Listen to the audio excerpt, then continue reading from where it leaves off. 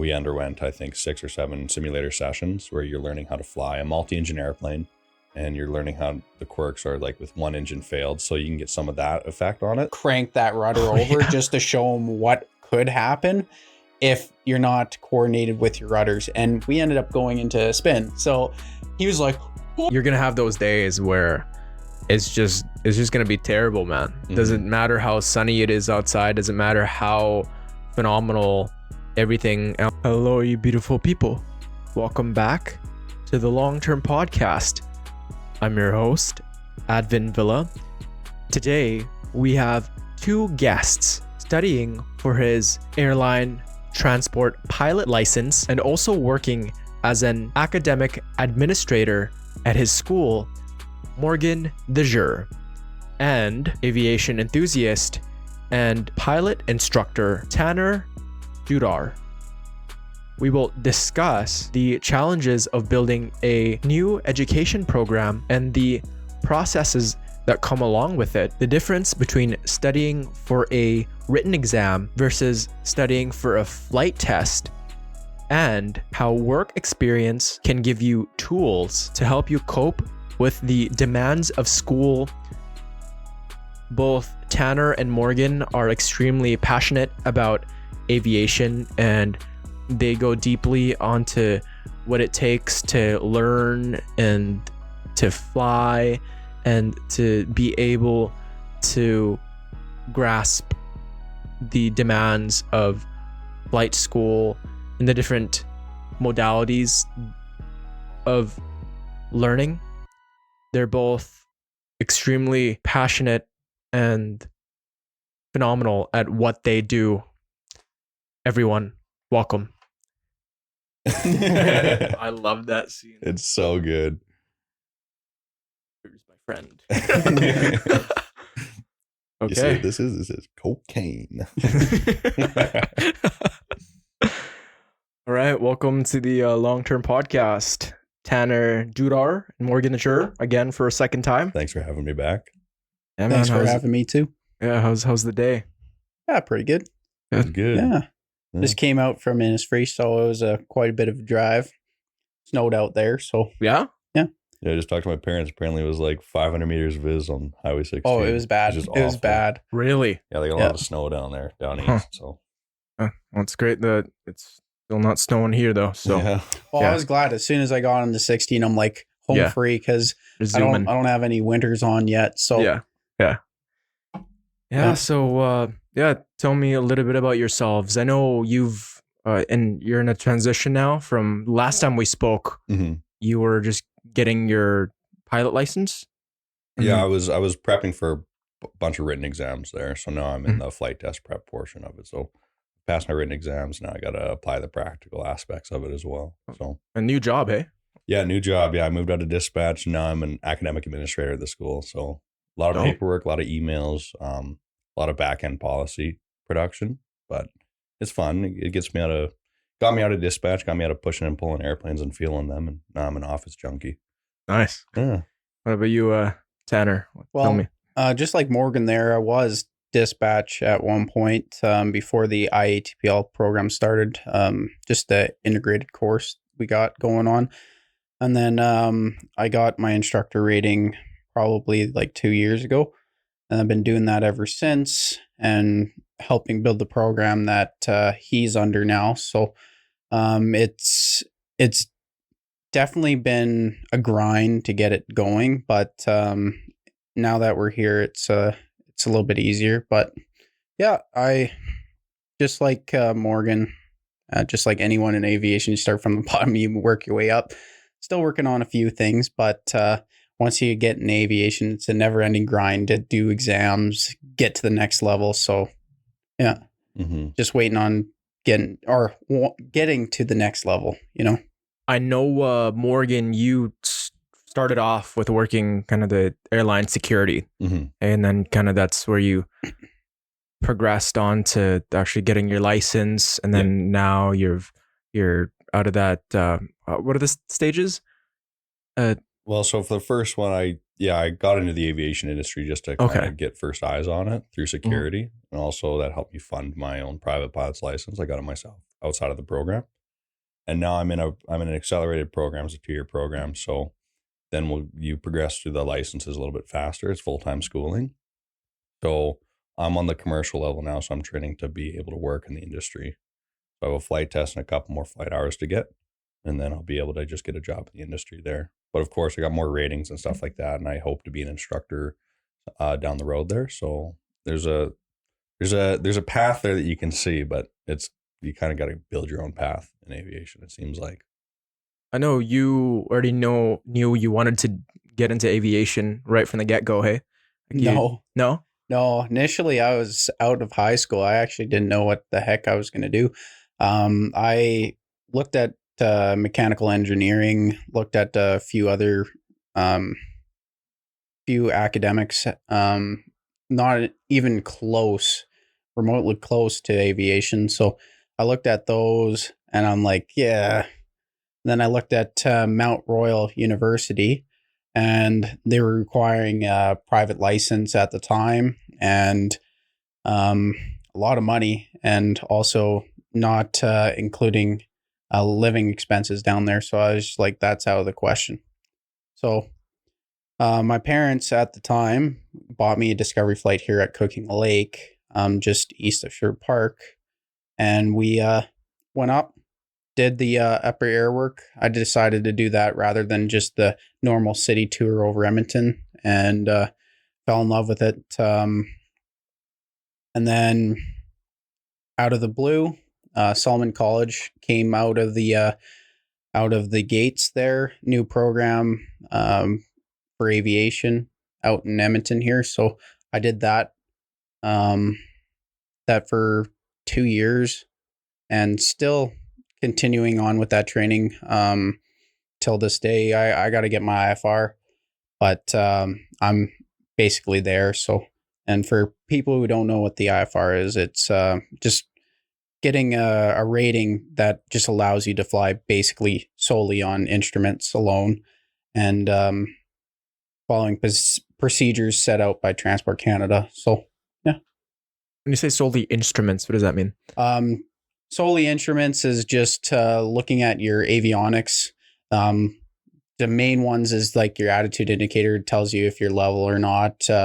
Your attitude indicator, altitude indicator, turn and bank if you have a partial panel. But that's, you guys are probably like, what the heck is that even? So Yeah. I can go Yeah. into this all day, but basically just tells you what you're doing in flight, essentially, at that current position in time, without even seeing outside the cockpit. I know Morgan and I already discussed this, but what drew you into aviation? I know for you, it was just that control in the sky, hey, the adrenaline, and that's just, I think you've always been passionate about it ever since elementary. I'd come over and you'd have that the flight simulation. Yeah. Did you actually play that? But flight simulator, no. Yeah. I wasn't really big into games beforehand, so yeah, that was kind of out of the question. But what drew me in was the discovery flight, and the instructor telling me that I have great hands and feet, like I'd be a great pilot, and I was like, oh, maybe I should pursue this. And that's what drove me to get my license and go forward with getting in the aviation community. Yeah. I know that being in the sky, man, hey? Oh yeah. It's a good office job to have. Sitting in a chair all day, looking at the beautiful views. Oh, it's great. Yeah. Office job? Like that's it's technically is. It's especially when you get to the airline level, you're actually technically middle or upper management. Oh yeah? Yeah, so like you operate the flight, but yeah, it's that the cockpit's your office. And what better office than sitting at 30,000 feet watching a sunrise? Do you answer emails and take phone calls while you're you call the company and you don't get emails up there, but they have the boxes. They have what they call is it ACARs? Well, I don't think they transmit off of ARs. ACARs. ACARs, yeah. I can't remember what the technical term is for it, but like it's just a data link, so like you can just get text messages from the ground or your dispatch group. And then so they can relay messages up to the flight there. So like you see posts all the time. Like sometimes like Yeah. it's like dispatch will send a message. You're like, congratulations, Captain. Your daughter was born at this hospital today. And he takes a picture of it because he's like, I couldn't even get time off to watch the birth of my child. Dedication, man. Yeah. And then you got some crazy stories coming out of the pilot side of it, telling the ground. They'll be like, have to turn around due to some reason, some funny reason too. You know, somebody just diverted back to where they departed because a basketball team, they were flying a basketball charter, and a couple of the teammates started brawling inside the airplane. Brawling. So like they locked the cockpit door and they immediately turned around and like declared, like, so I listened to the transcripts today and it was just like, they're like, we're declaring an emergency, cockpit's secure, the threat level is managed right now, and they're coming back. Why were they brawling? Is it I don't know, just some beef? I guess it was just team beef. And they decided to pick an airplane. Okay, just wait until you land, gentlemen. No, but airplanes are a weird phenomenon. Like it makes people go crazy. Some people go crazy in airports and in airplanes. It's like airport syndrome. So we used to, when I was a security officer, we'd always call it airport brain, because I could ask you in the normal street, you know, do you have a laptop? And you'd say yes or no. And that just, for some people, it doesn't compute at the airport. Like they just stop thinking. It's weird. Well, it's probably the people that have had to wait a long time, so their circadian rhythms thrown off. Maybe they have to do a layover. Yeah. Or they're nervous and they travel is stressful. Like I can definitely empathize with that. When I went to Germany, I was extremely stressed the entire time. Because you feel vulnerable, right? You feel way out of your comfort zone, and you're in a new place. There's new people that you don't know. You're looking at the gates. I'm like, oh gosh. Every get there on airport's a time. puzzle. Oh, and a new language too. Yeah. Depending where you're going, I guess.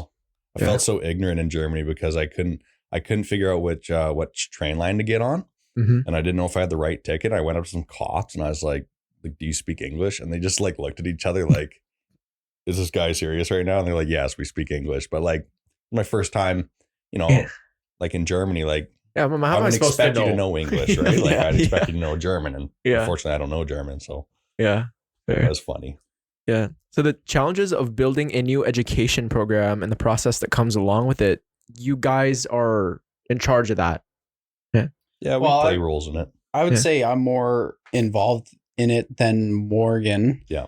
But it's definitely a process. It especially when you're starting from scratch. But fortunately for us, we did have some stuff from the old course, which was the Solomon program, which I went through.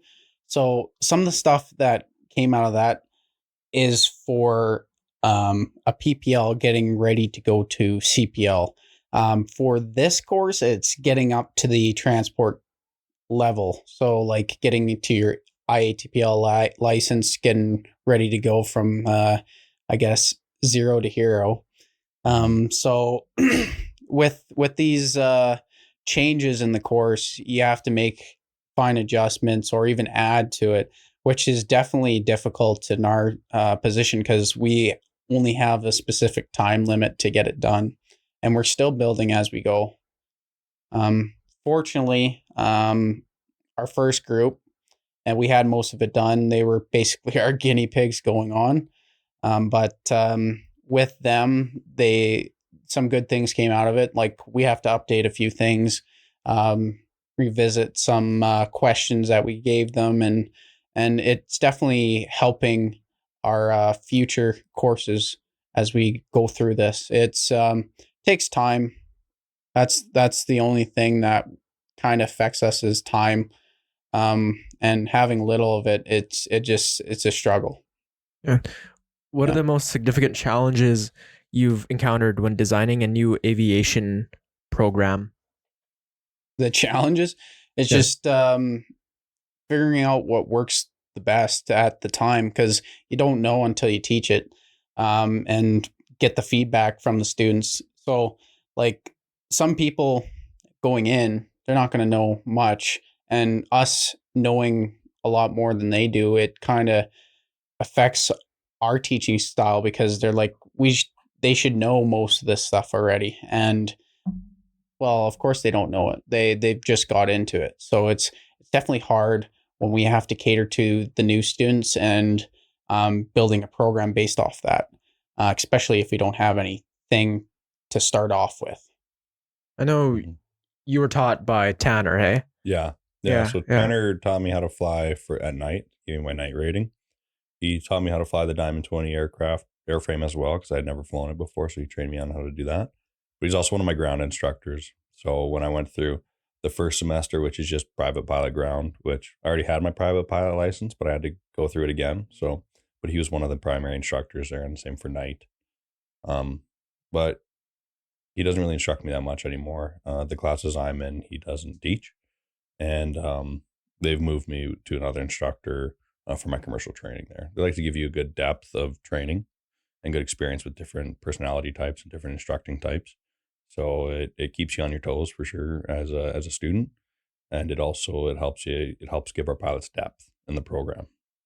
Is it like a big class size for that? About 20 is 20? about 20 is what we're capped at right now. We could increase it to 30 or 40 if we got a second ground simulator. And we are looking at avenues to obtain another simulator in order to increase our class sizes, because that's the primary bottleneck that we have right now at the school, is that a lot of students at one time need a simulator, and we don't have all the time in one simulator to give them. So if we can get a second one, we can split it between two.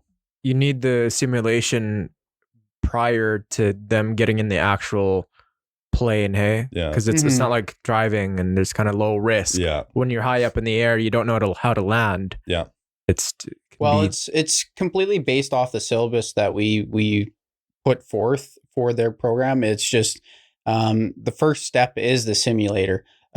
Not necessarily you had to start off with it, but it's more cost effective to get them in the sim first before the plane, because there's less risk. There's they could see all the quirks before they get in the plane and not learn as they're spending more money in the plane. So it's definitely a great avenue to use, but having a lot of students and just one sim, it makes it tough with scheduling 3 semesters, because they all have to go in the sim basically throughout a semester.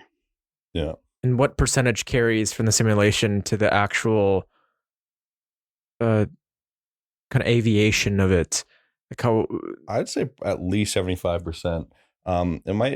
It really depends. Your hands and feet are very, very hard to translate. The sim does a good job of giving you a good feel of the aircraft, because it has control loading, so you get force feedback. And the airplanes do fly pretty true, because they are certified by Transport Canada in the simulator. oh, so it's like an actual room. Yeah, You get it's a to- whole you get- room. Yeah. Oh wow. Yeah. So you do get a little bit of hands and feet from there, but not a lot. But the procedures that you learn. For the private pilot, there's some procedures you learn, but the primary benefit of it is like training, what Tanner was talking about, IFR, flying in poor weather. So in your third semester, which I'm in, we underwent, I think, 6 or 7 simulator sessions where you're learning how to fly a multi-engine airplane, and you're learning how the quirks are like with one engine failed. So you can get some of that effect on it. But then you're also adding the procedures that you have to do for instrument flight rules, and it's cheaper, it's safer, and it's just a better training solution, because the procedures translate from the sim to the aircraft. You're doing the same procedure, it's just the actual hand flying that's different. So then it helps you to prep you on the ground, where you don't have all these, because when you're doing IFR, you're in the clouds, you're not immune to illusions, and pilots are prone to getting disorientating illusions in IFR flight. So you can feel like you're spinning or turning and get super disoriented in the clouds. At least in the sim, you're on level ground, you're stationary, so you can get used to the procedures and how to track it before you get into the airplane, because now you know most of the procedures and the training that you need to do, and then you have the tools to combat what your body's telling you, which isn't right sometimes.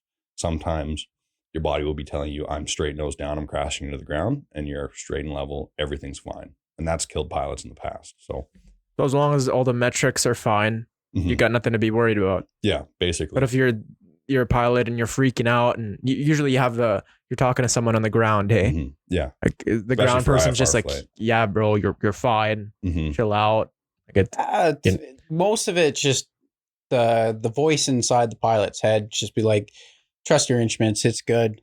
Yeah. But the people on the ground, the ATC, they just tell pilot what to do, where they're going, and what altitudes to fly. They don't tell the pilot you're good. If the pilot requires it, he can get that feedback from ATC, but mostly it's just up to the pilot to stay cool, calm, and collective. Yeah. I'd say as well, like ATC, you see it more often that they actually probe somebody if they think that they're not all right. And you'll see that in a lot of crash investigations. Like guys will, we did a report, both Tanner and I did a report on this airplane that they were over Lloydminster. They lost some of their instruments and they were getting into unusual attitudes. And like ATC was like, are you guys okay? Because they're deviating from what they were cleared and what the flight plan was. And so they probed them and said, hey, are you okay? Do you need assistance? Is it common for people that fly to be under the influence or texting? Are there rules against that? Oh yeah, there's rules against it. Like it's definitely for alcohol, it's 12 hours bottled throttle, and then you're not even allowed any drugs essentially. If you have cannabis, you have to be free for 28 days. 28 days. And then how do you even monitor that though? Because you're in the air. There's no cops. Right? Yeah, no, it's just based off of drug tests, right? So yeah, Transport Canada put that 28-day limit because that's a theoretical maximum for like if you're like blazing every day and then you just quit tomorrow, then in it's not in your theory, system. People have pissed hot for 28 days after, so that's what the limit they set on it was. They don't catch a lot of people though, right? It's risky business. So if you go down, like if you crash an airplane or you have an incident or an accident, yeah, you can expect a drug test. And if you piss hot, insurance isn't covering you. And it's an airplane that has like, our airplanes have $5 million worth of liability on it. And the bigger the airplane gets, it gets up to hundreds or like $200 million of liability. So if you piss hot after an accident, you're on the hook for all of the liability that you just caused. Insurance won't pay that. Kiss your license goodbye after that as well. So yeah, it's like you'd have to declare bankruptcy after that. Yeah. Hey, Yeah. The amount of money, like what, like a single airplane on average costs what? I think like, our airplanes right now, if we bought them tomorrow, it'd be paid about $500,000 from factory. Maybe. Yeah. And that's just our singles.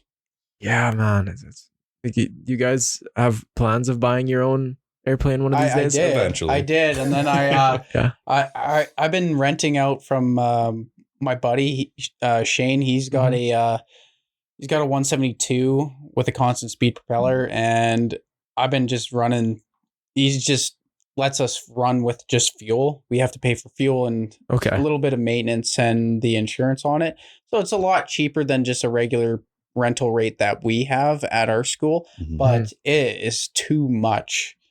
Just that alone, especially on an instructor's salary, I can tell you that. There's also insurance, eh? Yeah. But insurance is actually pretty cheap. Yeah, it's somewhat cheap. It's just more cheaper to have insurance on a plane than a car, I swear. Yeah. Because you're not getting into much crashes. They don't expect it. No. Okay. Yeah. It's just the liability is so high. So like a privately registered aircraft, you have to have at least $1 million of liability. And I think it's either $250,000 or $500,000 per seat in the airplane. So like a Cessna 172, you have $2 million worth of passenger liability and then just $1 million worth of just like general liability on the airplane. And plus the people that get into aviation, they're usually the ones that have gone through extensive training versus if you're just driving, it's your dad teaches you. That's true. You're in there and you'll see that too. Like as you get more licenses, like from a private to even having an I rating to having a commercial pilot license and then your instrument rating. And then as an instructor, like once you become an instructor, your insurance rates just drop through the floor. It's cheap because you teach people how to fly. Because they trust you. Yeah. You have enough experience. So it's really, really cheap. Like Lawrence, who's an airline pilot, has thousands of hours. He's gotten on people's insurance and the premium hasn't even gone up at all. And so just add them on it, whatever. Yeah. Do you teach classes? No, not yet. Soon? Yeah, hopefully. I could be a ground instructor. Technically, I could be. Yeah, I just have to get signed off by the school. But no, I'm not a flight instructor yet. But that's going to come at the end of the program, hopefully. Is it normal? You're fairly young, hey, for people in their 20s to be a teacher. Yeah, most of our teaching staff is roughly between, I'd say, 23 to 30. So it's relatively low in age for for the instructors to teach, but we've gone through the training requirements, the hours to get where we're at. So we know how to teach people that come into the course. It's definitely weird when you have to teach somebody in their like 50s. They'll come in and be like, oh, this young kid doesn't know anything, and then they get in the plane and totally botch something, and then you tell them what to do and it corrects it immediately, and they're like, oh, okay, this guy does know what he's talking about. And it's funny to see that transition in their learning aspect, because they're like, oh, I'm not gonna like trust this guy. And then as soon as like I give them great feedback, they're like, oh, okay, he knows what he's talking about. But yeah. Yeah, that reminds me. Did Adri tell you that story where he was trying to fix his PC? No, I think you were there. And then they went to get it to a kid. They went online because they couldn't get that he piece told me about that, figured out. And then they go to the house, and there's this like mom answers the door, and they're led to the basement. And this basement just had all these different computer parts, and Adri presents that the part on his computer, and the kid fixes it in 10 seconds. It's like 13, 14-year-old kid. Just mogged him, man. But that just reminds me that just there's kids that are 8 that have spent so much time in this game or in this little part or in this simulator. And if they're spending 10 hours Monday to Friday on a summer, they're going to know more than you. It doesn't matter if you're 60, and if you haven't done anything in that field, then of course a person that's read about it, that's kind of done it, that's lived it, is going to know more than you. And then I definitely see that sometimes where people will underestimate people that are younger. Yep. But it's like, you can never discount people. Yeah. They're there for a reason. Yeah. And that's one of the cool things about aviation is like there's people from all walks of life in there. And like Tanner said, like you'll get guys that are just like business owners. They run $1 million businesses, and then they just come in to fly and they don't know how to fly. But they have this attitude about them, but they get humbled right away. Yeah. They don't want to listen to you, but then like the thing in aviation is like it's your experience. It's all the experience and the knowledge that comes with gaining that experience that it doesn't show. It doesn't show like, he looks like a young man, and then he gets in the airplane and he can do some stuff that students would never dream of doing. That's just because he has time in and he knows the knowledge and the limits of the airplane, which other people don't, right? It's all about the time and experience you have. Yeah. What is it? Malcolm Gladwell is like a psychologist in Canada that talks about mastery, and you need 10,000 hours to be able to master something fully, to know it inside and out. And I'm sure you guys just working on it every single day, hey? And talking about it, doing it, teaching about it.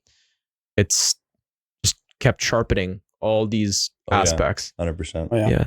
So how do you ensure that the curriculum is both comprehensive and adaptable to the constantly evolving aviation industry? Because I know you told me you're constantly trying to cater towards the technology. Well, it's just for each semester, like it does change, because some of these guys coming in, they're gonna have different questions, and we're gonna have different answers for them, compared to the last semester that came through. So, and plus there's new things out there like ForeFlight. There's more books, there's more things to go off of than the first semester that gone through. It definitely is a lot to go over. And a good way of explaining it is, like Morgan, I think, said later on, it's like a fire hose. You get sprayed with just all new aviation knowledge, and you don't know what to do with it. And then you'll get to a certain point in your training, and it'll just click.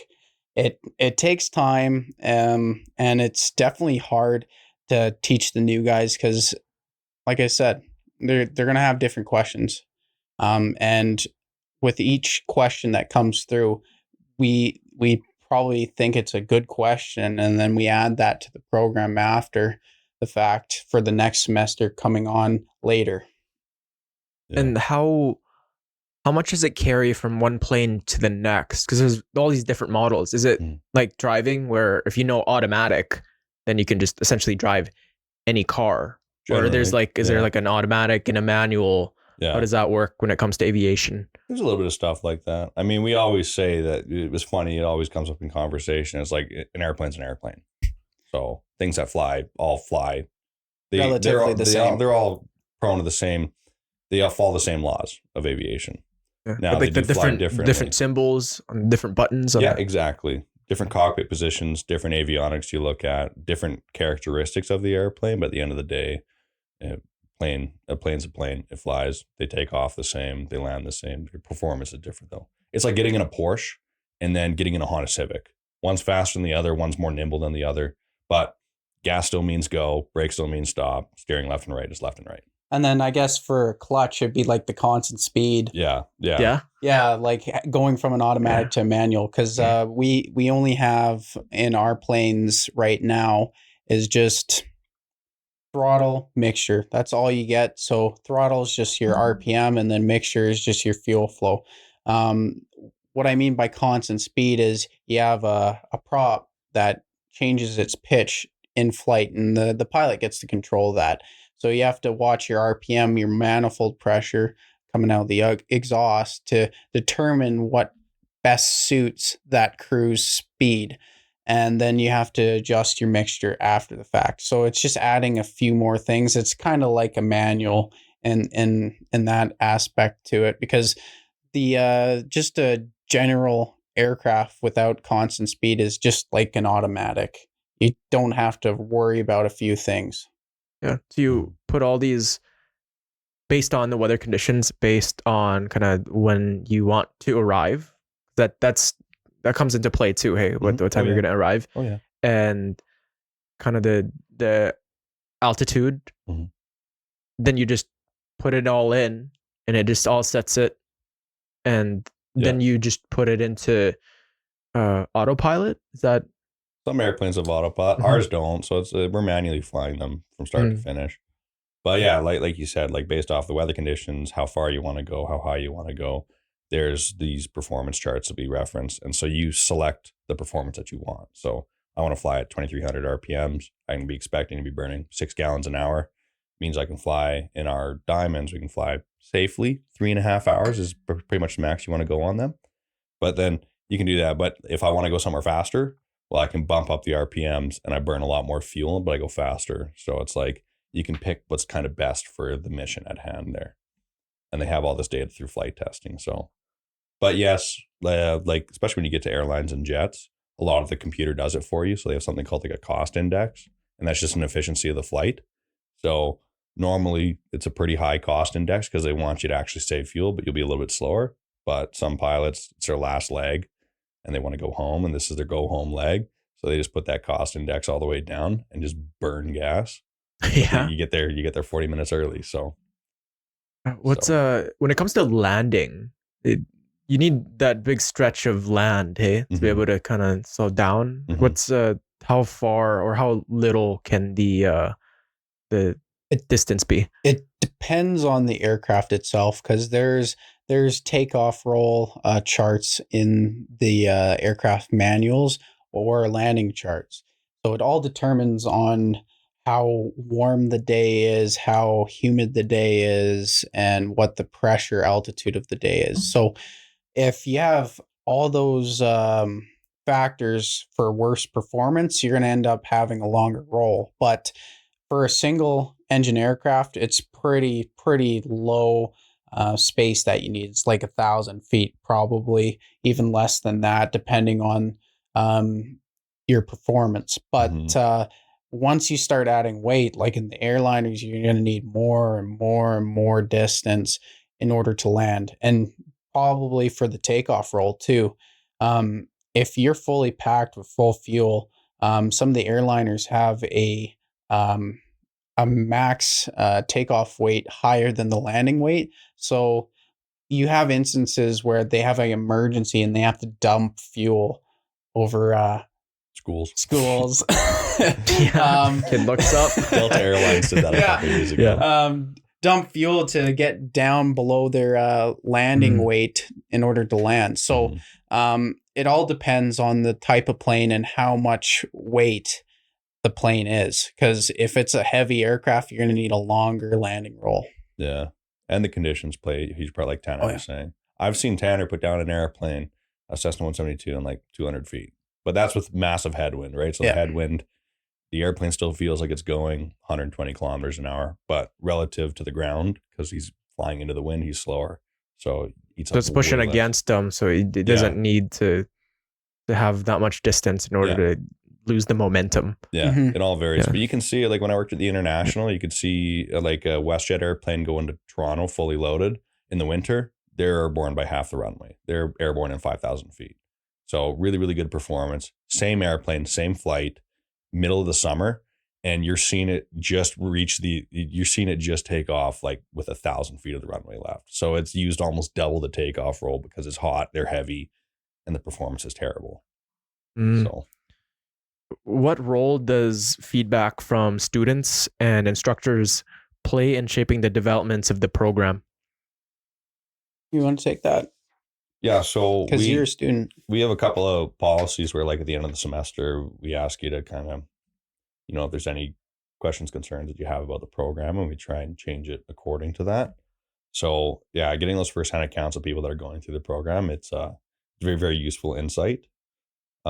We really only have 3 or 4 months every year to really, really, really change programs. That's during the summer. So when the school's let out is when the back end administrative side gets very, very busy, because we have to update, program learning outcomes, course learning outcomes, change syllabi based off of how it went through the last 2 semesters. So there's some stuff you can get immediate feedback from and do quick, all small changes. But we usually compile all that, and then we look at it at the end of an academic year, and we go, okay, so what do we need to change for this next intake? And you can see it actually so we're moving into our 4th intake here. And the program that I started with and the program that they're getting now is way, way different. We're seeing flight training become a lot more efficient, ground training becoming more refined, students passing more exams, getting better marks on exams because the quality of instruction is higher. So there's big change that it's funny because the program is a program, but it's almost like a living body because it's constantly evolving and we're constantly working on it. And that's just based off of the feedback that we get, what works, what doesn't. You can either get it straight up from a student and can tell you how they feel about it or how it's working, or you see it in examination results, and that tells you what you need to focus on more. Do you guys have textbooks? Oh yeah. There's multiple. And some of them haven't really changed in the last decade, I think. No. But like some of those textbooks that we do give them, it's very valuable for their learning. And I do suggest that anyone that's getting into aviation just read those books, because it explains it a lot better than the instructor could. Mm-hmm. Depending on the instructor, you can have very brilliant instructor, but let's just say you're not paying attention in class. Well, you can go over it yourself and see what you're missing. Yeah. And that's the other thing that I started to talk to people as well about is, like, if you relate it back to high school, like you think of math in school, when the teacher, you finish a math lesson, they say, okay, so what you absolutely have to do for homework is, question 8, ABC, question 11, question 13 and 14. That's all you need to do. But there's still question 1, 2, 3, 4, 5, right? There's all those other questions that weren't assigned, still cover information. It's the same thing. Like, most of our program pulls a lot of data from these textbooks, but there's nuance in the textbooks that we always say that just coming to class will get you 60%. The other 40 is on you to dig into the books and figure out where it is. And that'll help you succeed. Yeah, to get the minimum to pass the class, you just need to go and do the questions that were assigned. But to go above and beyond, show up to class and you go through the questions, not just the ones that are assigned, but the ones that are the nitty gritty, right? Maybe they're easier, maybe they're harder, but it requires you to maybe go beyond and ask your instructor, hey, how do I do this? Or maybe you watch a YouTube video on it. And that definitely separates a person that wants to be a pilot versus a person that just wants their license. Well, to put it into perspective, it's just like going into college or university. Like, you're going to go into a course, your prof is going to explain a whole bunch of stuff to you, and you're going to be like, I didn't get any of it. Well, guess what you have to do? You have to go in the books and see what the heck's going on, because aviation's like that too. It really is. Yeah, that's what I sometimes when I don't get enough sleep and I go to class, it's useless, man. You just sit there and you're not absorbing information, right? And then you have to go home with lack of sleep and study all that. Might as well get some good sleep and then come into it rejuvenated. And typically the kids that do succeed, they're not the ones that cram. They're the ones that actually dial in and they do all the work in advance and then show up to class and fully absorb and ask questions and do what it takes. Right? And then you could see that. It's like the amount of effort with everything, the amount of effort that you put in, that's what you're gonna get out. I think in all things, right? Yeah, it took me a long time to realize that, but then it's like, whoa, like I didn't know life was like that. It's like really, if you work ahead, you'll be ahead. Whoa. Yeah. Like what is this? Like this is actually a thing. You have to work hard to get good things. What? You'll do good. What? Yeah. That's crazy to me. Who would have knew? Yeah. So there's a difference between just studying it and like to pass the written exam and studying versus studying for the flight test day. Oh yeah. How do you approach studying for a written exam differently compared to preparing for a flight test?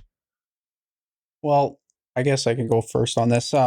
For a written exam, it all depends on the person itself. Like for me, I'm more a visual learner, so I have a tough time in the book. So some might need a longer time in the books rather than some people that are very good in the books. So for me personally, I tend to start studying maybe 2 weeks in advance to the examination rather than probably Morgan here. He's good at the books. But yeah, but I still take a This guy's always been smart, man. And it just it's a different process. And like for the flying portion of it, it's a lot easier because that's all hands on. I have no problems with that.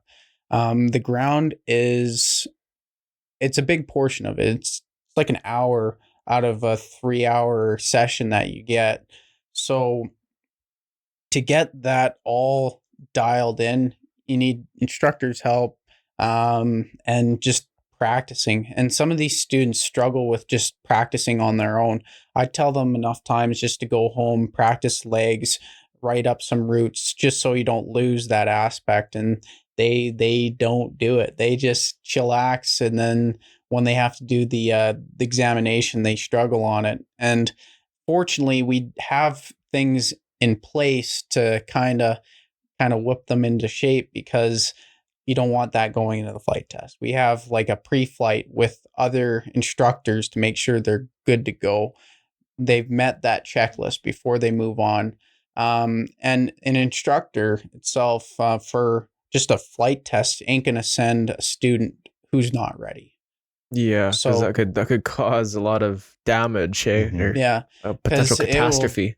Definitely hinder their confidence in themselves, and it will definitely hinder some of their learning, because they're like, I'm not good enough.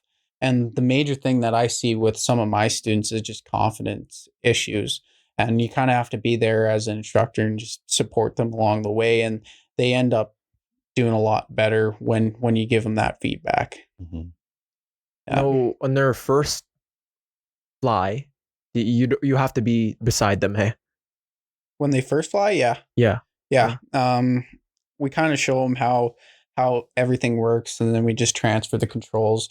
Each side has controls, so it mirrors the other side essentially. So if they're doing anything bad, we just take over. It's nothing too bad, and they're just learning, so they're going to make mistakes.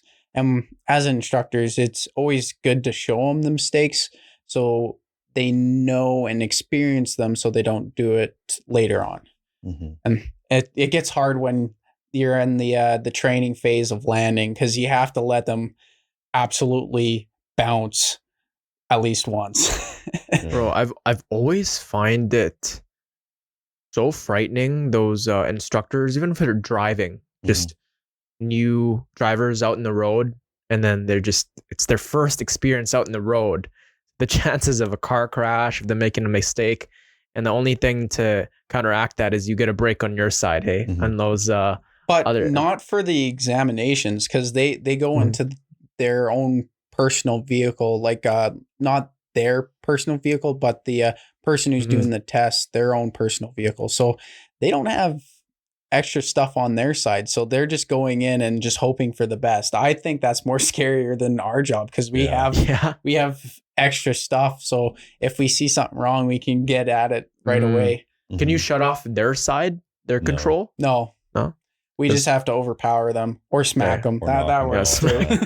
Hey, we're gonna die. Just don't Yeah. stop doing that. No, that's a Yeah. real risk actually. It's called student lockout, and so you can get in a really upset position, and your student can just freeze. And it's happened before, and like planes have crashed because the students froze on the controls. So like the procedure is like knock them out. Like it's like if they're on the controls and they're frozen, like you just punch them out. Yeah. Slap Yeah, them out of it. Yeah, because Yeah. it's your life at the end of the day. So Yeah. like if Mhm. if they're gonna do something that hinders your life, you're gonna do everything in your power to And stop them. we had a few instructors. They didn't have to punch them out, but they've had to be really assertive. Like they're like, "Okay, my aircraft." The guy's frozen. Like they smack them. They're like, "Let go," and take control. Like they've had to do that before. I'm sure you guys will probably have to do that one of these days, eh? I hope Oh, not. Yeah. I've had to overpower somebody, yes, Yeah. but Like not actually smack slap them. No.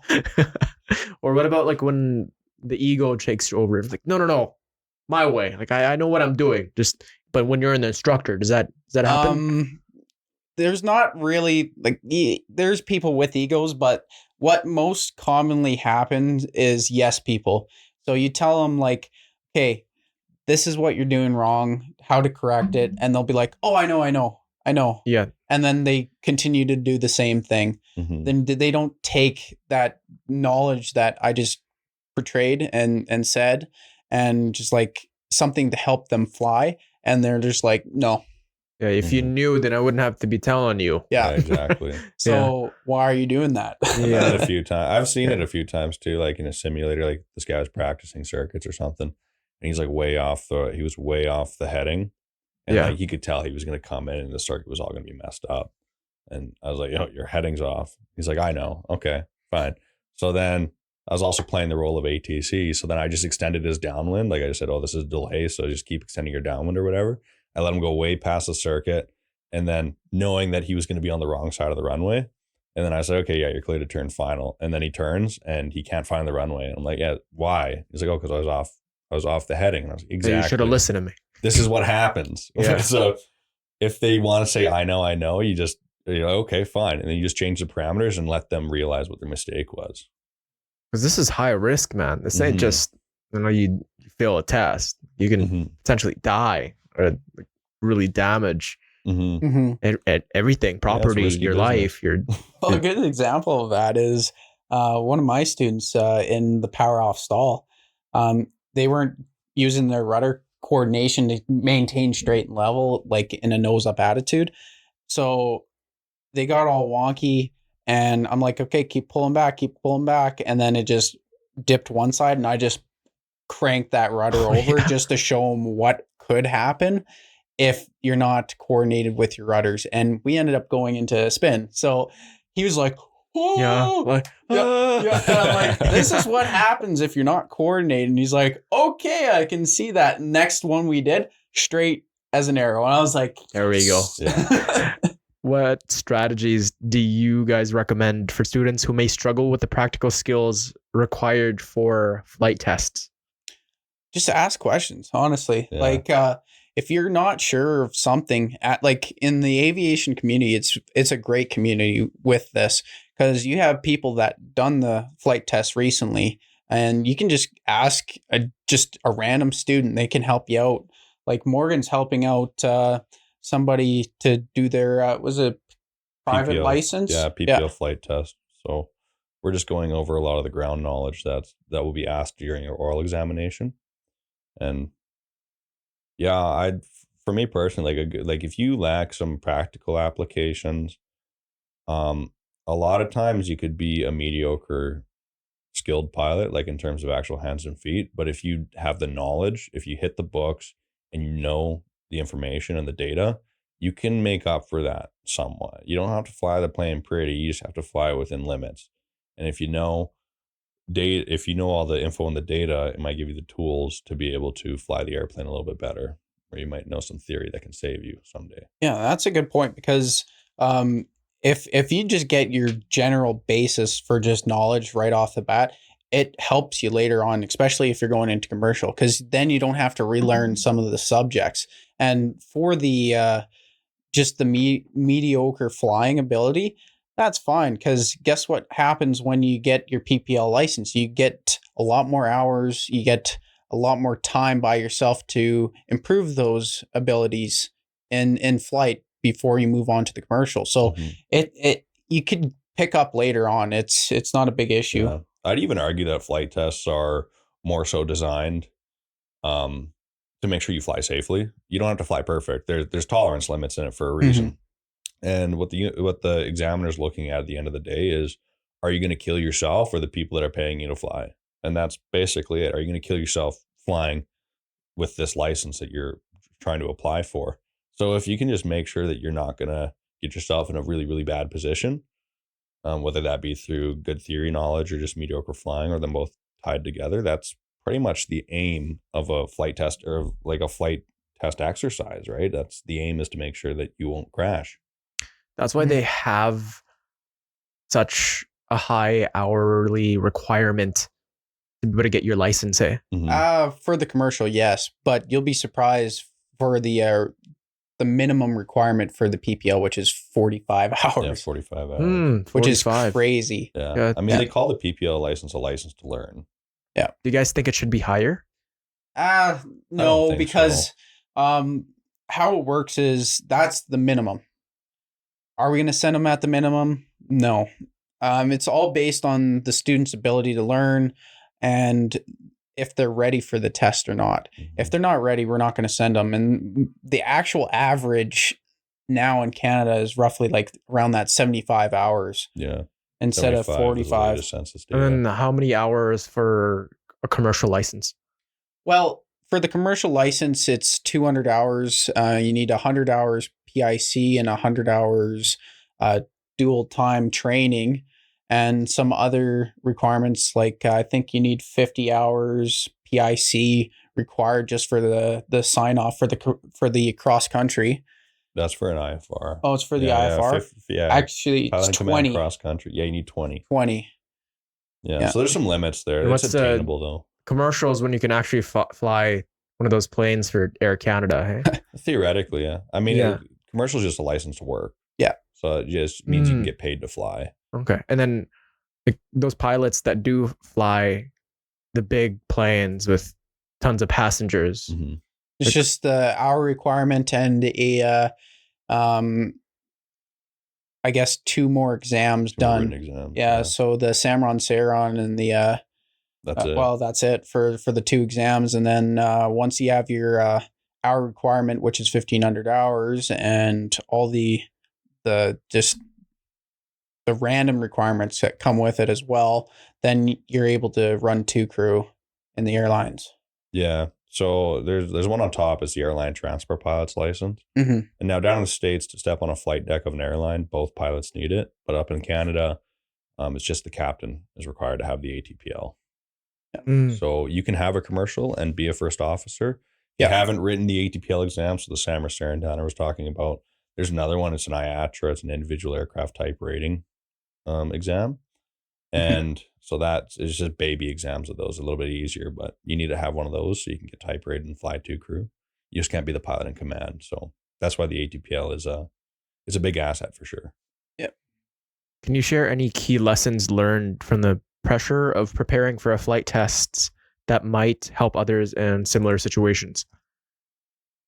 Well, pressures. Well, I find that doing a few exams and failing it at least once kind of put a fire under your butt to work and strive for better learning, and also trying to commit to the exams and getting a better mark for future lessons. Because if you're just cruising through this, you're not really going to learn. If you have a failure either a flight test or a written exam, it will help you out because you'll be like, oh shoot, what I know isn't 100%. I gotta put in a little bit more work, and then it should help going on in the future. It should, but some people are very ignorant in that and choose to ignore that. But it for me, it definitely was a learning lesson because I ended up failing exam for my commercial, and you just learn from that. So yeah. Depends how you take it, hey? Because usually those failures can teach you a lot more than the wins. And I've heard many times that the people that do succeed, there's been thousands of failures that nobody just talks about because that's just part of the process, right? And if you can't let that deter you, no, because that's where you learn, that's where you grow in the discomfort. So when you do succeed, when you do accomplish that grade that you wanted, then it's all the more pleasurable. Yeah, and that's another thing, right? Like pressure is good. It gives you a healthy amount of stress, and there's a stress curve, or like with a little bit of stress, you're really, really productive, and then if it gets too much, you're no longer productive.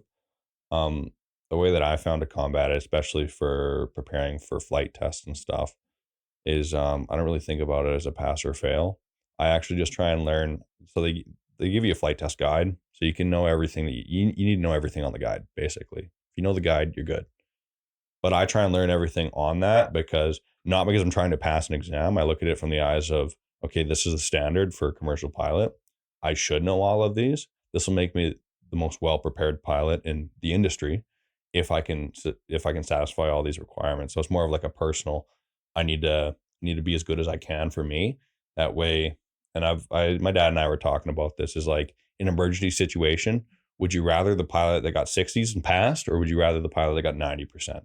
The guy that got 90% probably has more tools in his toolbox, knows the theory a little bit better, might give you a little bit of an edge or a better chance of survival in a situation versus just the 60%er. Both are qualified pilots. Both will most likely do fine. But I'd feel better with the guy that achieved higher grades just because there's a chance that he might know something more than the other guy. He might know some nuance in there. Yeah, that's how it is. I mean, you want the guy that's put in sweat, blood, and tears on your team versus the guy that kind of just... Sure, he's cut out for it, but he's not passionate. Like, sure, there's bursts of energy, but he just, it's not about it. Yeah. I think a lot of people complain about post-secondary being like useless because, oh, what am I supposed to do with this degree? Or like, there's not much opportunity after this. But I think the biggest takeaway I have with a degree of any sort of a diploma is it teaches you discipline. Yeah. Right. Can you complete this thing on time to the best of your ability? And if you don't, like, you're not going to retain all the information, right? It's just no way. As long as you remember the foundation, it carries out to your other life. Oh yeah. But you're right though. It is an exercise in discipline mostly. Yeah. I didn't even go through post-secondary, so. Well, you went to Solomon College. It's kind of post-secondary. It's pretty much, but it was much more so like high school, honestly. To be fairly honest, we had like classrooms of like 5 people. Yeah, a lot less than you guys. Yeah. You get to really know your classmates then, eh? Yeah. And I don't even know where all of them went, except for was kind of like you, but more of a dick. Like more of a fucking dick. He's very smart, intelligent with the books, pretty Cocky decent guy. with the flying, and just freaking went through everything super quick. And then he's like super arrogant, just douchey. There's a lot of those guys, hey, where they're really good at something and they really let you know in every single move that they're doing better. It's like, man, like, just keep it to yourself. Yeah.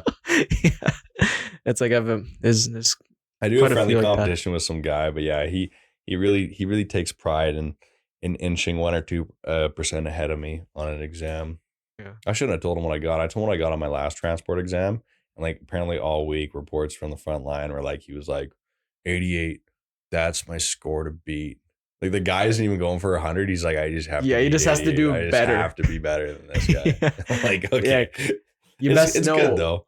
You best know if there's nobody in the class, he wouldn't know how to determine if he did good or not. Yeah, it Yeah. is good. It is good competition. It forces me to study. One, I study because I want to do good on my exams for myself, but also to the little bit of friendly competition in there is good. I think it gives us both motivation to do well, and as a result, we're the two top contenders of the class. So it's good friendly competition in a good way. And man, if it gets you a better grade, it doesn't matter if it's friendly or out of spite. Yeah, that's true. I've done that too. I'd be like, fine, fuck you. Yeah. I'm gonna get a good mark. Just This prove it to guy, you. I can't take this guy flexing his mark again, going, what did you get? I mean, I gave him my best. 84. Oh, it's always that kind of the reaction after, right? Like in there, Yeah. like they don't go like, I did better than you. It's just like, okay. Oh, I Okay. hate the people that are like, I didn't do well on this test, and they It's like always pull out like an 88 or Yeah. something, and they're like, a close to Are 100. you just literally recalling the conversation we had on the phone? I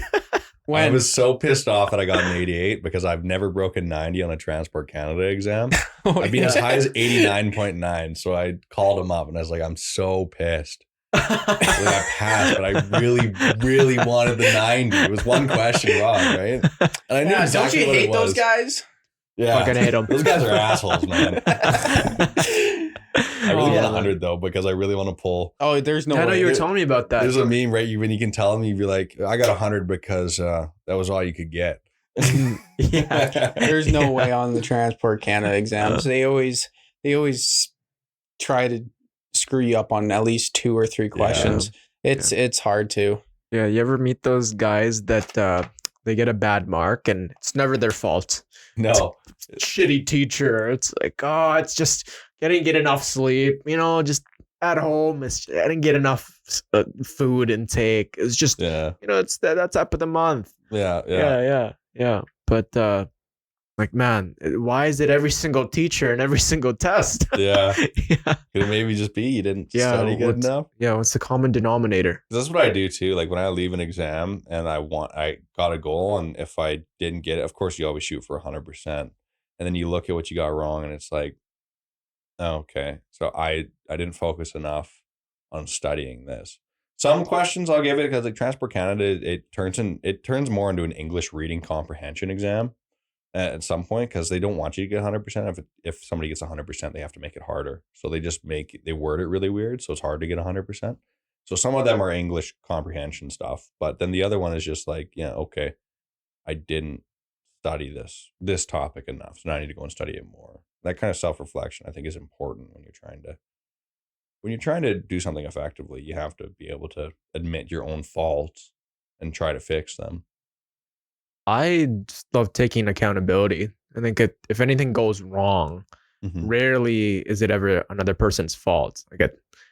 Chances are I didn't study enough. I didn't get enough sleep. I didn't eat the good food. It's good for my body. I didn't look within myself to plan ahead. Mhm. I need to deal with the consequences of my actions. Mhm. Versus if you're just constantly pointing at the guy or your mom, your dad, and then you blaming it on your childhood and your genetics. It's like, you're not going to get anywhere. No. Well, You're just going to feel worse about yourself. Yeah. to be fair though, there's some times where my mom just Yeah. There's some times where my mom just pisses me off. well, 100%, man. Like I'd be like 1 week left to study, and every time I'm studying in a quiet room somewhere completely out of like the kitchen where she usually hangs out, and in her bedroom in the living room, I'll be upstairs. She'd be like doing laundry right It's next door, always such just timing, loud, hey? Mhm. and vacuuming. It seems like For they always whatever reason. wait. They wait until you're studying before they Yeah. start. Yeah, I know. They're like, oh, I can't start now. Tanner's not studying. Yeah. can't. Yeah. I gotta wait till you're studying. It- Oh, no, it's he's- just he's weird. studying right on time. Perfect. Yeah. Perfect. Doing all the loud stuff. Yeah. Yeah. No, my brother, he times just yelling and gaming with his friends when I go to bed. He Yeah, never does it just when I'm perfect.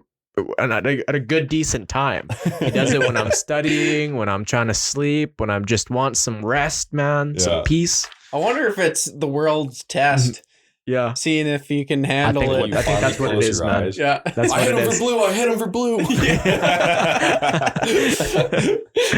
Yeah. So in what ways has your work experience as an academic instructor or administrator or instructor helped you manage your own educational workload? To be fair though, like most of my learning has come from the students, honestly. Yeah, you included. Like I've definitely gone into flights. I'm like, man, I know how to teach this, and then like they don't understand it right away, and then you have to find a way to cater them, teach them a little bit different than the other people, and then it just opens up your mind, kind of explaining how things work, how things operate, and then it helps you because then you have all these different tools that you can portray to other students or even to my exams that I have to write later on. Like I'll be able to do them a little bit easier because I have like 3 different ways of explaining how each thing works. Yeah, isn't it to actually master your own craft? You need to be able to teach it to all different phases of difficulty. Like a person, can you explain it to a 5-year-old? Can you explain it to a teenager? And can you explain it to a adult? How by being able to dumb it down, by even being able to add more detail, that's where you can really look at your field and whatever idea or concept that you're trying to portray, you're trying to extend, and seeing the different angles that you can attack it from for that person for you to relay it fully. Yeah. Like and you definitely want to be able to explain it in varying degrees of depth. Well, and even for learning too, like some instructors, they have to follow the syllabus for the instructor rating, which is when a student does a mistake, they have to correct it by just saying one of the errors that they've done, and then give them how to correct it and good feedback. It's called a crap sandwich. So you start with something good, you get the crappy stuff in the middle, how to correct it, and then something good again. But for some students, especially Morgan, they like to be more direct on what they did wrong so they can improve on it. And some students, I've definitely catered to them because they can handle it. And they also do better after the fact. And there's some students that you have to take their time, give them good feedback, and also boost their confidence. And it comes with time, kind of learning the different personalities with each student, but it definitely helps when you cater to their learning ability. Yeah, it teaches you a lot with the different types of people, hey, and how to deal with a person that wants the full on call them out discipline versus a person that learns with holding their hand and guiding them through it versus a person that just wants to be left alone, and you give them the tools necessary and you relay the information. They just want to be left alone and they kind of just do their own thing. And kind of the different styles with the visual learning and auditory, or just maybe they have to sketch it, maybe they have to listen to a audiobook, or maybe they just need to read the entire textbook. And it's just seeing what works for that person and just being the person to guide them to the best of their ability. And that's especially what we do. Like, honestly, it's hard to get that ability to do that right off the bat. It takes time, and some instructors struggle with that even like after a few years of actually teaching. It all depends on the person itself, because I've done this 2 years and I've definitely noticed from where I'm at now to where I originally started, I've definitely learned a lot from other instructors and from the students that have gone through. they put you into situations that you have to recover from and all that other stuff. So, and also they have good questions that you never really thought of until they've said it. And it definitely helps with my training and also with teaching newer students because I have a lot more experience back on rather than when I started on. So, Yeah. How do you apply lessons from real world aviation work to your studies and vice versa? well, in the instructor world, we always want to relate information to the students, like what they are interested in. Like if somebody's interested in cars, well, they're going to have the mechanical ability to learn just based through that. So we kind of relate the information that the plane has to like what it feel like in a car. Like a perfect example for this is like if a plane's in a skid. Well, what's a skid? It's literally feels like you're drifting a car, two-wheel drive car in the air. Mm-hmm. That's essentially what it is. And if you say that to a student, they'll be like, put a picture into that and be like, oh, we're drifting the plane essentially. Mm-hmm. And like with the pedals, a good example is it of that is you're driving a tank essentially. Yeah. But some people don't know how to drive a tank or a skid steer or anything like that. So you kind of have to be like, well, each side has its own brake, like a car. If you want to go one way, you have to push it one way. And then to brake, if you want to stop straight, you have to apply both at the same time. Or if you want to go right or left, you have to push on that side to turn. It definitely is hard on the taxiing side of things because there's not much to relay it to. But once you get in the air, it's a little bit easier because you can relate it to a few things like drifting, for example. Mm-hmm. Drifting in air is like a person trying to get to from point A to point B across a river, and it's straight across. Well, if you're going straight across a river, what's going to happen? You're going to swim downstream a little bit and not get to point B. Well, Yeah, because yeah, Current. Yeah. because of the current. And in aviation, what we have is wind up aloft. So that's basically the current, and it can be in any direction depending on the day. So how we deal with it is by crabbing upstream or towards the wind. So swimming towards the upstream current to get to point B in a straight line. So that's another way that we relay that information over to the students. And I find that helps a lot with them kind of learning drifting. Yeah, definitely does. That was also one of my biggest aha moments when I was getting my PPL was I read the flight training manual and the textbook, and I had the theory of like, illusions created by drift is what they call it. So it's drifting across the ground. But it was very, very hard to visualize. And we went up on a windy day, got slow and low, and then you could see that I was pointing this way and the airplane was flying that way. And so you can go in it with theory, but until you can actually see it for yourself, that's when you can actually paint the picture of what it looks like in your head. And then all of a sudden, all this theory that you were kind of like, this kind of doesn't make sense. You relate it to what you're seeing. You're like, oh, it just clicks, okay, hey? boom, sweet. I Yeah. know I'm slipping and Yeah. skidding. And so that's, yeah, the practical and the theory do go hand in hand a lot of times. Some subjects you can just pick up from a book. Some you can just get it from flying. It's really, really cool when you can apply the theoretical relationship that you learned in a book to like real life. Another good one is like, I remember when I was doing my first solo or doing my checkout for my first solo. I was always saying pitch for airspeed, power for glide, and that's how we manage an approach. And then the check instructor said he's like, okay, that's kind of right, but it's a relationship between the both. And I was always pitch for airspeed, power for glide. Now it's cool because you know that, okay, if you pitch down, you get more airspeed. Now you need more power. So you know that you need a little bit of change of both. And to learn that relationship and the theoretical relationship behind with the physics behind the airplane, then it allows you to lock in the approach a little bit better. And it's really, really fun to fly a stable airplane and put in a correction that doesn't need another correction 1 second later. So it slows things down in the cockpit, which is really, really nice as well. Mm-hmm. You guys deal with a lot of math calculations? Not in flying, Nothing no. advanced. No. No, but it's just like the only math that I kind of really use is kind of feet per minute.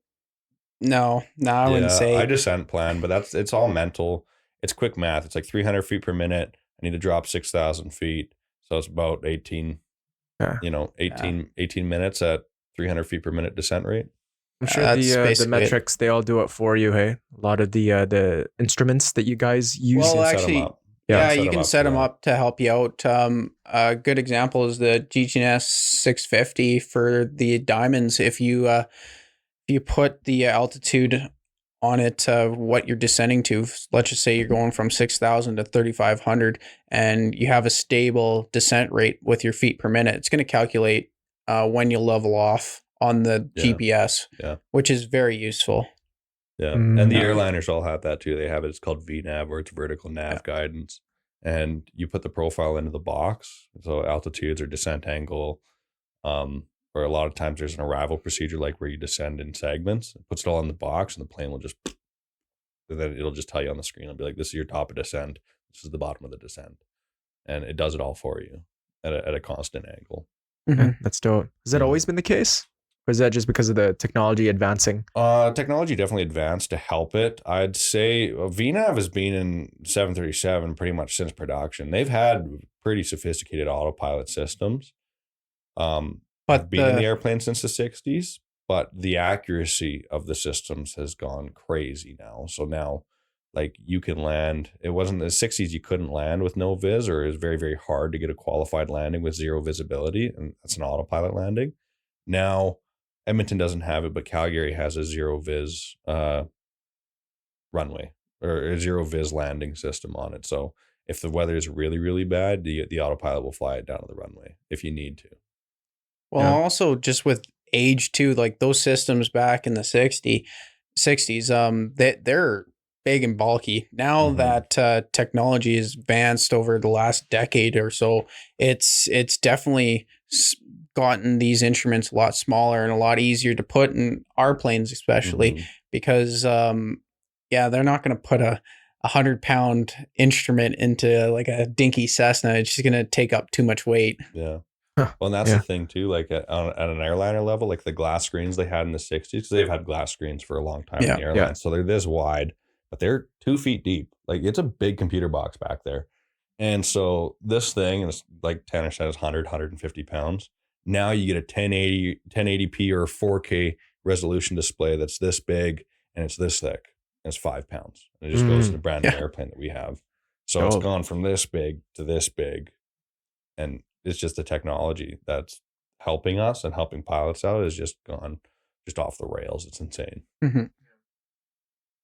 What advice would you give to students who feel overwhelmed by balancing work and school commitments in aviation? Well, that's a tough one because it does affect your training. It really does. I've had a few students that have external factors playing a huge part. Mm-hmm. Just take your time, honestly.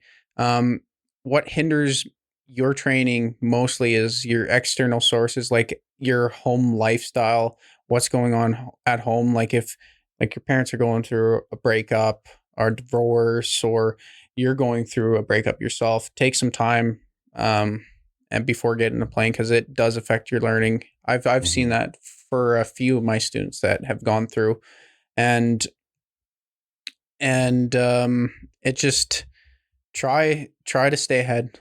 That also helps too. If you're always constantly behind, you're it's just going to be more stress added onto the mountain of already stress.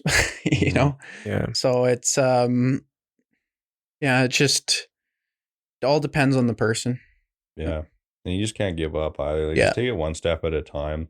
A lot of times you can get into this huge picture, which is I'm a victim of, actually. I look at big picture stuff. Like I like to mentally plan out like my academic year, and then change comes, and I get kind of anxious, and it makes me upset, and I have to keep changing my long-term vision goals. But just take it one step at a time. I can plan my multi-engine training and my multi-IFR training. I can have that mentally planned out, but I still have to go and fly the airplane next week. I still have to go fly a Cessna and go prove I can still fly it. And I have all these maneuvers here. So instead of focusing on the big picture, focus on what's coming up. And the thing you see all over the internet there, where it's like just small steps every day. If you make consistent drive and you make consistent steps towards your goal, then all of a sudden you'll be running for it, right? It's just the consistency and the keep going, take the little wins when you can, and don't get hung up on the big stuff, on the big picture. 100%. Like I used to be your way with striving towards a goal in the future, like long term. And I've definitely transitioned in the last few years. Now that I've gotten a little bit older, it's just live in the now, go to live day to day, and learn from the day to day stuff, because that's more valuable than just pushing everything aside, just focusing on that long term goal.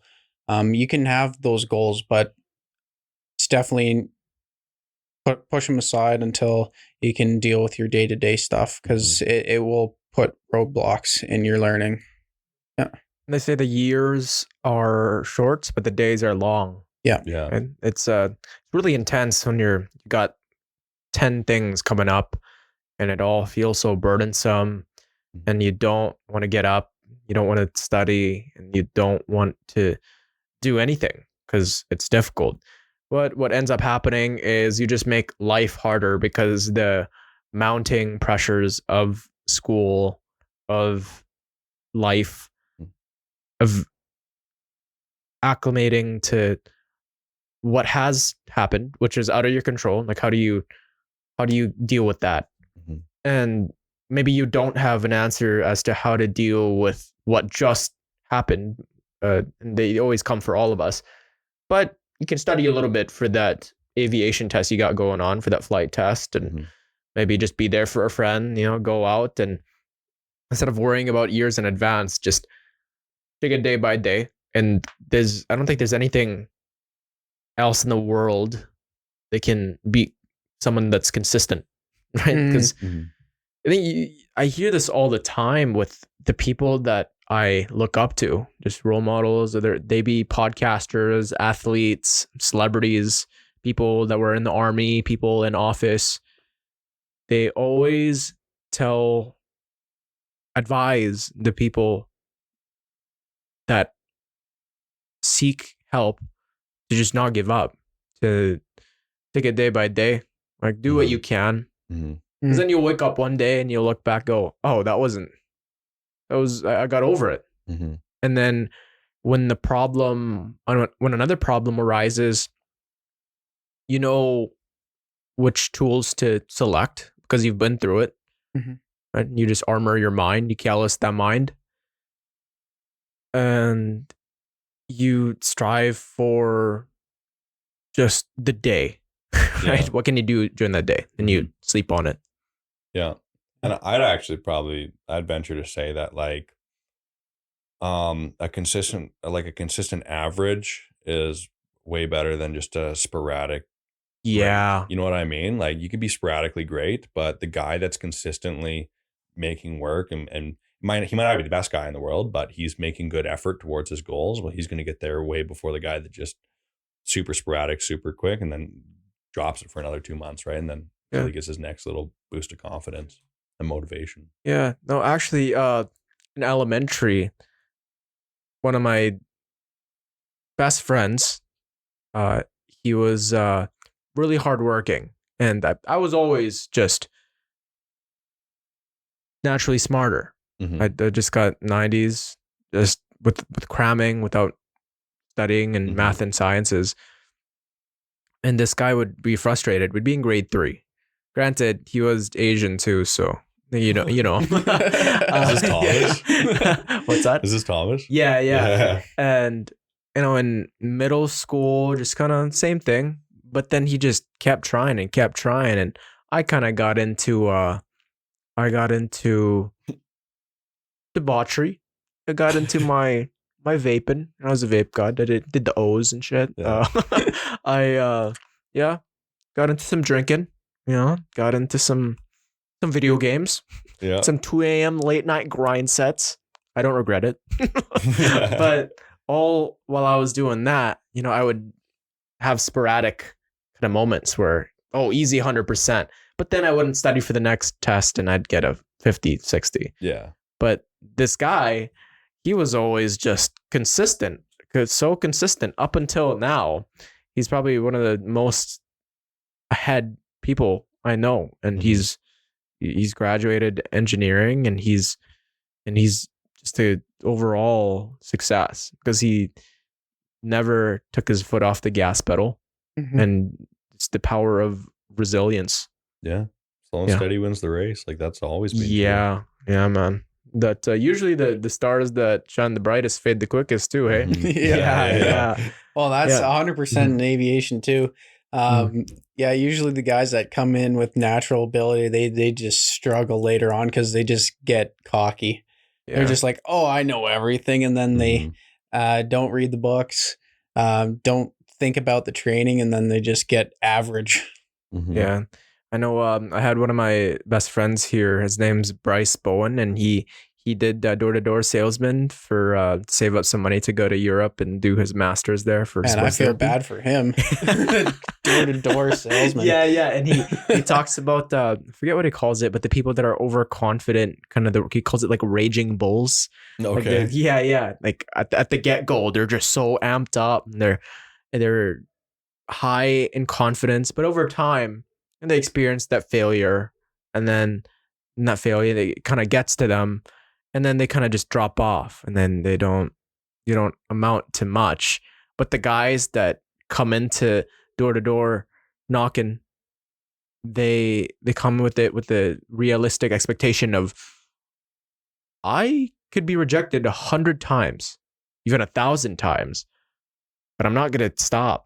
I'm gonna keep trying. Those guys, while they may not have the utmost confidence, they go into it with the heart of, I'm not going to take my foot off the gas pedal no matter what. I don't think you, like with anything, hey, no matter how passionate you are, I've noticed it's just, you're going to have those days where it's just going to be terrible, man. Doesn't matter how sunny it is outside. Doesn't matter how phenomenal everything else is, you just don't feel good inside. But are you still gonna put in the work? Yeah, well, you have to. Yeah. Oh yeah, lock in. Yeah, lock in. Dialed in. Yeah. But definitely. With every facet, that's how it is. Aviation, physical activity, mental, just getting your degree, master's, PhD. Yeah. Life in general, you'll just win with consistency. I think that's my belief on it, though. Yeah.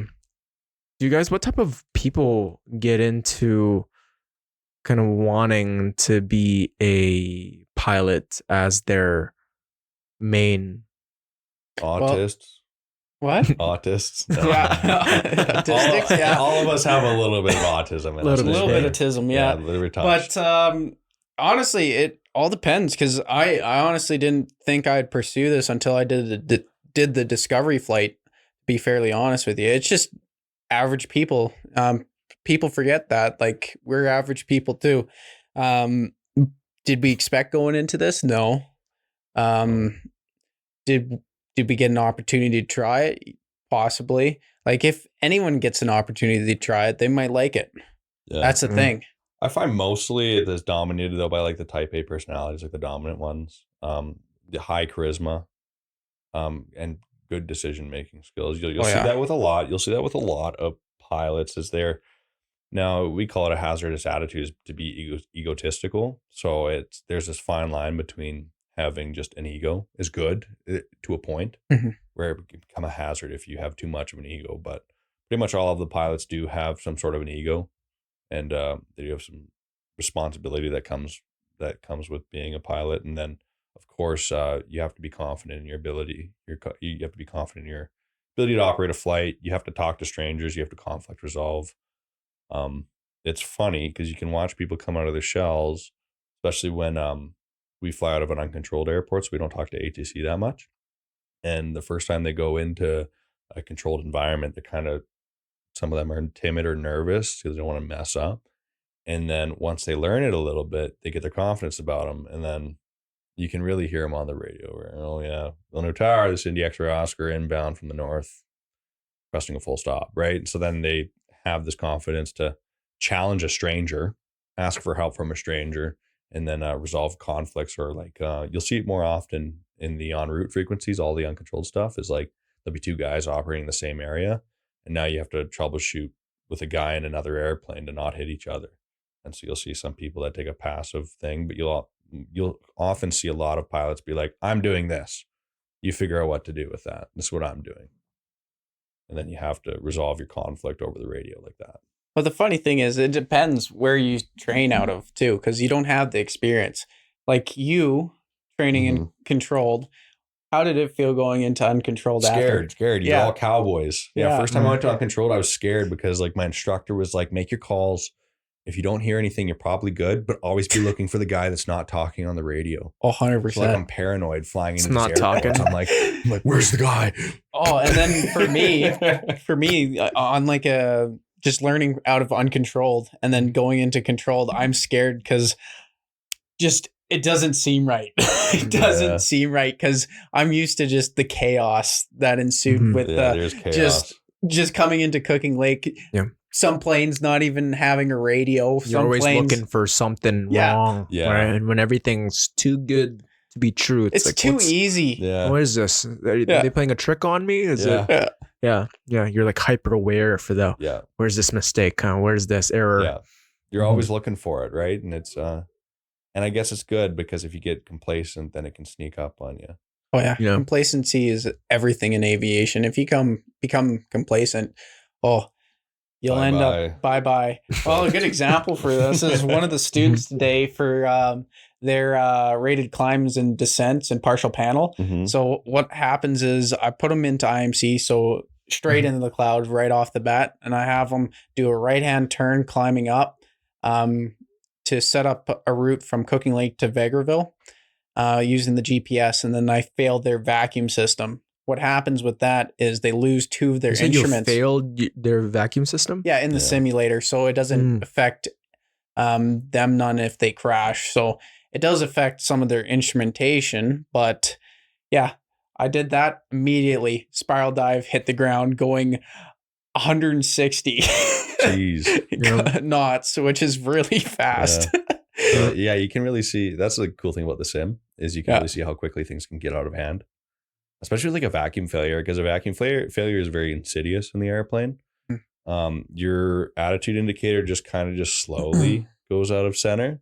And so some students sometimes, because you can't see, you're in the cloud, you have no reference. So you see it start to turn and you're like, oh, okay, I'll just level it out.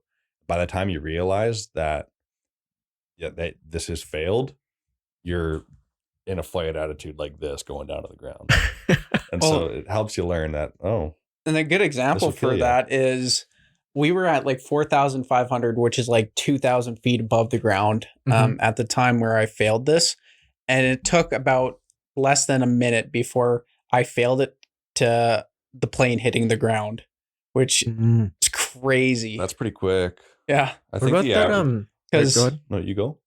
That movie Flight with Denzel Washington. I'm sure you guys have seen that.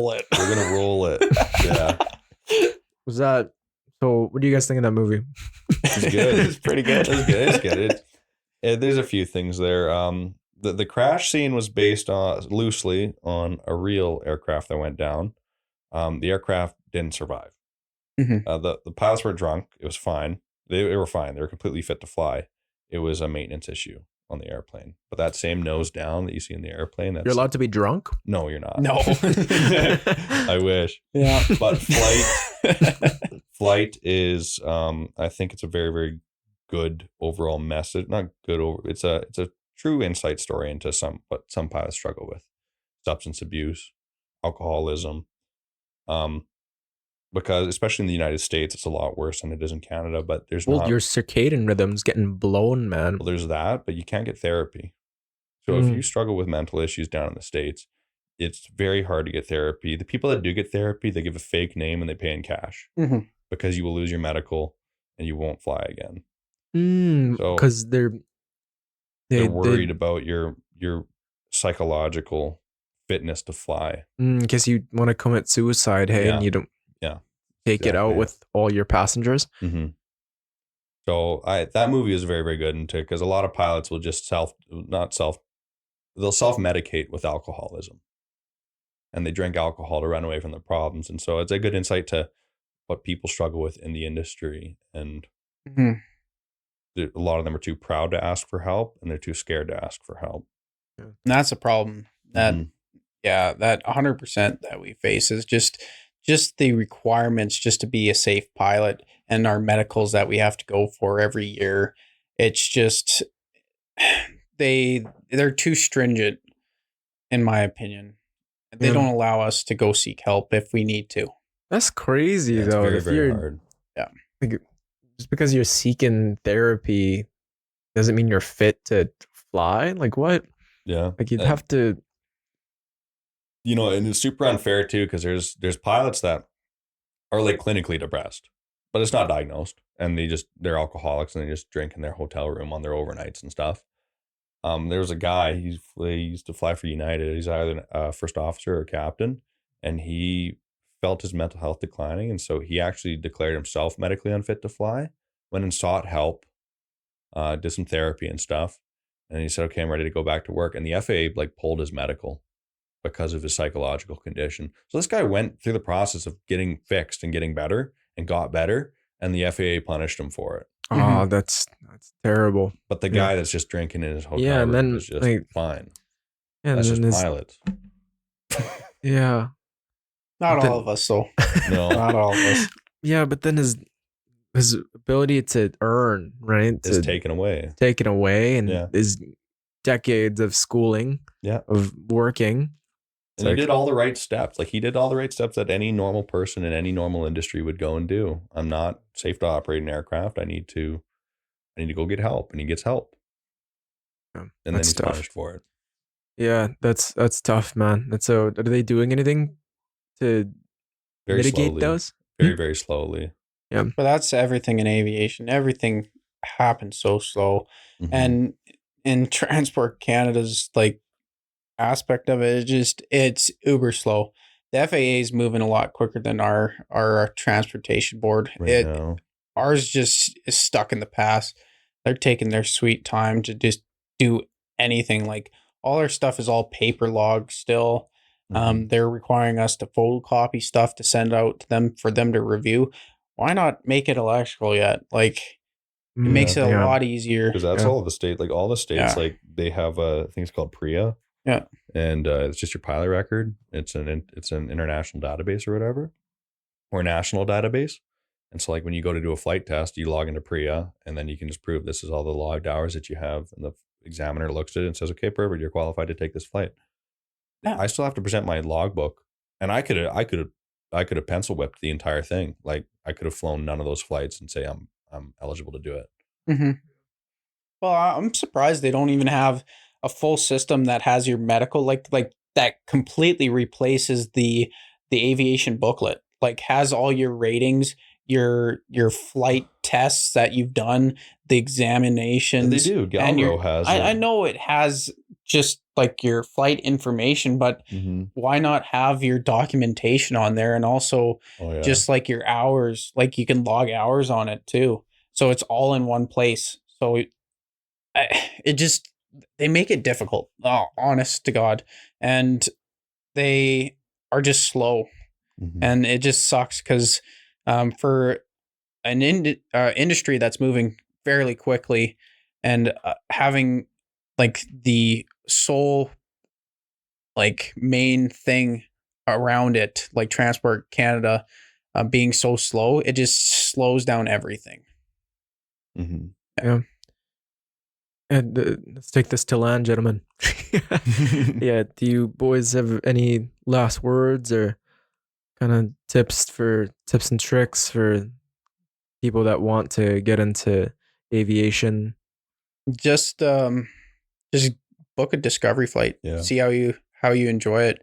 It's not for everyone, 100%. I didn't know that I wanted to get into this until I actually did a discovery flight. So, just go out, or maybe even talk to to anyone that's in aviation. Like they'll help you along the way and kind of potentially like see if you like it too. Yeah.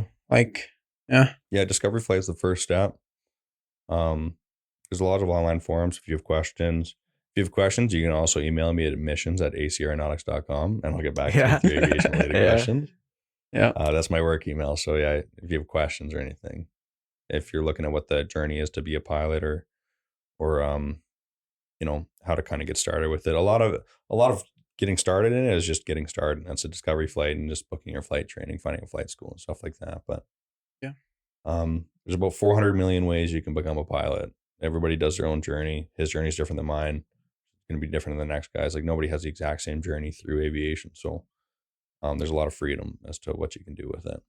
Well, also like without even going and booking a discovery flight, you can come into any of the flight schools in the Edmonton area or wherever you're located. Just go in, talk to them. They might be able to show you around, show you what is required to get into it. And it can help you out that way. Yeah, man. It's are you also planning to get into Air Canada one of these days? Well, to be fair, I'm not in a rush. I'm young. I would like to get more experience, and the way I find that I gain more experience is actually doing it with students. So I might be doing this for a little bit longer, and then maybe end up going up north to do some sketchy flying before I hop into a box with an autopilot, because that's all you do. You just push buttons. You just sit around. Unless you're just doing a takeoff and landing, that's basically all you're there for. Yeah, it's I always thought that for a pilot you need to be in your 40s to be able to fly a plane by yourself. And now it's like you guys are what, mid 20s, approaching mid 20s. It's so early mid 20s. Yeah, it's fascinating to witness just how much the depth of knowledge that you guys already have at such a young age. And still imagine how much knowledge you guys will have when you're 40. Oh yeah. Yeah. I look forward to it. I can't wait for it. Yeah. Be awesome. There's so much to learn and it only comes with time. So I would like to see where I am in 40 years, because if I can keep, absorbing information. And the main thing is just with anything, you're never done learning, especially in aviation. It's day to day. You learn something new every day. And it can be something small. Yeah. And you get humbled too. Like you could have thousands of hours and the airplane's like, and you're going to have a really hard landing. Or pitch. Or a good example of this is somebody with a lot of hours in a Q400. Who's this? Minus's friend. Oh yeah, this guy's a training captain for WestJet. Came back to fly a 172. He came back to fly a Cessna with one of our instructors. They're just having a fun time. And he came in, and like the Q400 is known for like having really, really shitty brakes. It's got anti-skid, so like when you get on the pavement, you slam those brakes, and you won't get much braking authority. Well, so he has this habit in the Q400, and he comes in the Cessna, lands. This guy's got thousands of hours. He trains pilots for WestJet, and just locks up the tires. Like jeez, fresh tires, both bald spotted. It must have been really shameful. Hey, that's funny, right? But that's just, you could be a training captain and get humbled immediately by a trainer airplane. Yeah, and it's just aviation. Everybody's like, to you. What? 100%. Yeah. Oh, he got out of the airplane. He was like, and that doesn't have anti-skid. Yeah. All right, this is Tanner Dudar. Yep, Tanner Dudar. Morgan Dyjur, everyone. And as always, to everyone listening and watching, there is a place for you in this chaotic world. Never lose hope, strengthen your faith, and keep it long term. Peace. Peace. Sweet.